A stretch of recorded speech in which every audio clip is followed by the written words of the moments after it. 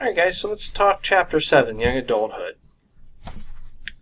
So the typical definition of young adulthood is somewhere between the ages of 18 to 40, or 17 to 40, depending on which discipline you're looking at, which particular area of study. Our text uses the period between 18 and 40 to define young adulthood.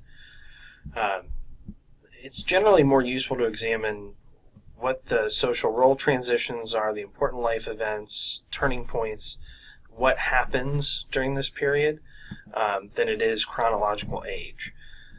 Physical functioning is at its height during early adulthood, and as adults enter their 30s, they start to realize physical changes in moving into later adulthood. So what are some core features or distinguishing characteristics of young adulthood?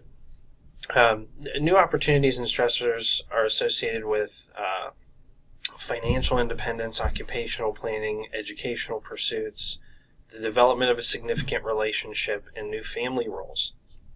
We see a high level of change during this period as relationships change, as stage in life moves from dependence and interdependence to independence.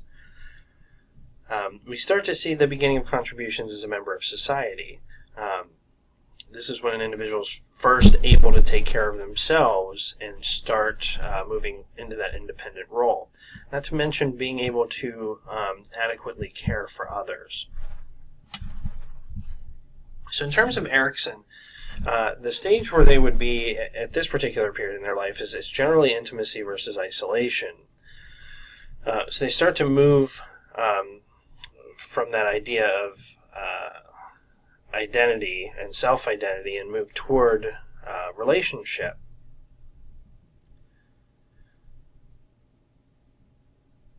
So they start to look at what happens with the relationship, right? Now that they have that independence and that sense of self, what's us, what's me, what's particular about that relationship is that that sense of identity becomes more complex. Now, Arnett described emerging adulthood versus young adulthood. In this particular model, he lays out some characteristics that you can see here that describes young people between 18 and 25 believing they have not yet reached adulthood, right? They still have kind of that adolescent mentality, while people in their 30s agree they've reached adulthood, right? So in 18 to 25, we're talking about a U.S. population, and I feel like they're still in that, not necessarily adolescence period, but maybe some other stage of emerging adulthood. So you see the difference between these two age ranges that Arnett describes as, having some residential instability rather than independence, may still live at home, and there's cultural variables that impact this as well. In terms of cognitive development, you start to move from the acquiring of information and the assimilation of information to applying information. You start to see abstract thinking develop in a much more meaningful way. You start to see different changes in awarenesses in personal feelings. Those become more complex, and adults at this age have an increased ability to communicate those in a meaningful way. They start to solidify their own values and beliefs. Right? They start to decide which traditions, which values, which parts and pieces they're going to take from the family of origin, and which they're going to make unique and of their own. I mentioned already that negotiating new social roles is a big part of this process, moving into adulthood, and once into early adulthood. You see a lot of transitional issues because this is such a big time, right? And a recent Child Trends study indicated 6 categories of vulnerable youth making the transition to adulthood. These particular populations are, disadvantaged because they don't have some of the protective factors that other youth would have moving into early adulthood. Some additional populations to consider: individuals with mental illness, severe emotional difficulties, cognitive disabilities, developmental disabilities, individuals with poor relationships with their parents and not having adequate social support or human capital, youth with unstable attachments to adult caregivers, and immigrant populations. In terms of relationship, we see this movement toward intimacy, which is a sense of warmth or closeness. It's not necessarily, it may include a sexual relationship, but doesn't necessarily have to. It's an interdependence with another person. It requires a level of self-disclosure and trust, and there's an affectionate component there.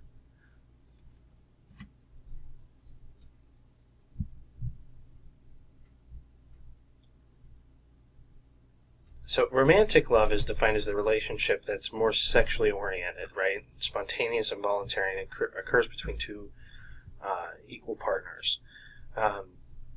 This is the key to the development of romantic love, is the development of intimacy.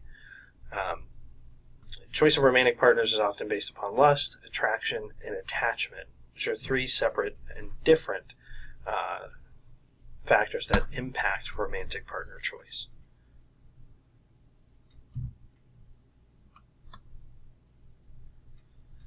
So most individuals will seek or will experience parenthood during this stage.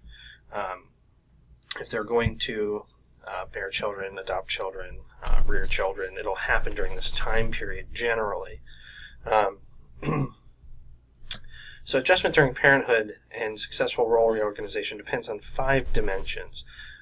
Individual factors, so that individual's sense of self and ability to take on that role.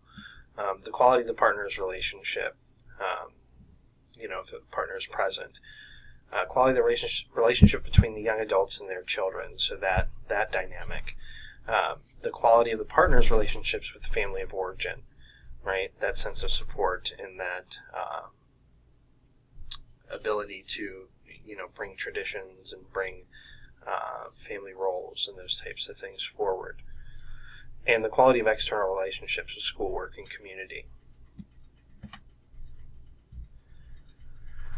We know maternal involvement is a big deal, but father involvement is something that's been studied pretty extensively as well. We know that some of the tasks with responsible fathering include economic and emotional support to children, basic caregiving, guidance and control, and there being a big difference between being there and being present. Being a father and being in the home isn't necessarily associated with responsible fathering or parenting. Being present is, right, and that's being active and engaged in the rearing of the children. Young adults often seek out older adult mentors and serve as mentors themselves.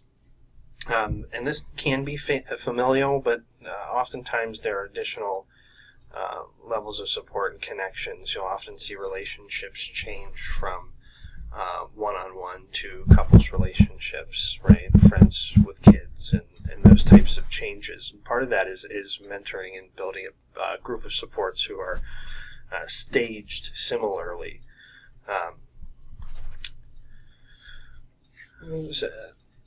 Additional mentoring and volunteering that can be helpful. There are groups and mentoring programs that can be helpful, and interface between business community and community service can be helpful for transitional issues or just to assist in transition in general into young adulthood. So you're starting to see, you'll see this transition into the world of work, right? This starts to take a different form here. It's more career vocational oriented. This idea of labor market attachment, having the surest route to material well-being and significantly related to mental health and psychosocial well-being. So having this attachment or want to be in a particular area of employment or work is very important. Success in the labor department depends on human capital, right? Human capital being the talents, skills, intellectual ability, social development, ability to regulate emotions, so that entire kind of